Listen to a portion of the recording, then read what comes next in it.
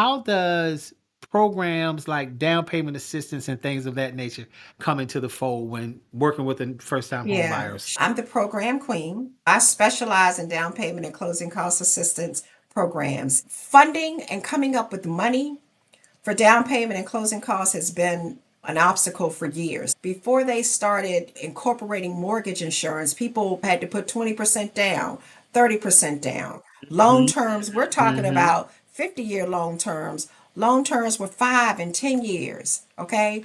And with a Yeah. balloon payment at the end. Yeah. Crazy. Being able to have things in place that can widen that door and let more people in is always a good thing. And so when we talk about areas where the cost of housing is really expensive, people are paying a lot of money for rent. It's a lot harder to save up 15, 20, 25, $30,000. Having the option of using a down payment assistance program has opened up the door for many people to get into home ownership sooner rather than later. The key is home ownership and really being able to benefit off of the investment is getting in as soon as you possibly can because it's the Yes. time in it.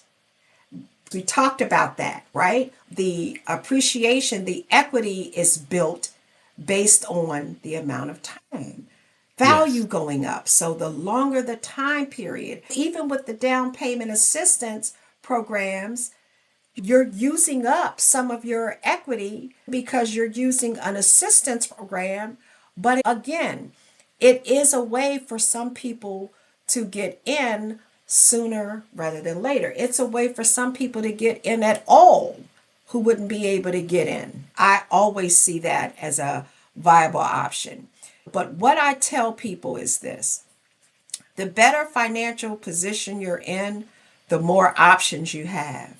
If you have really strong credit and you have money saved up and you have stability and income, then you're going to have more options than the other person. We always want to be in the best position possible, but we always want to try to see if we can get in as soon as possible because even the people who bought houses during that time when the last 3 years or so when interest rates were high are still in a better position than if they would have continued to rent. I haven't had one client ever come back to me and say, I am so sorry I ever bought a house.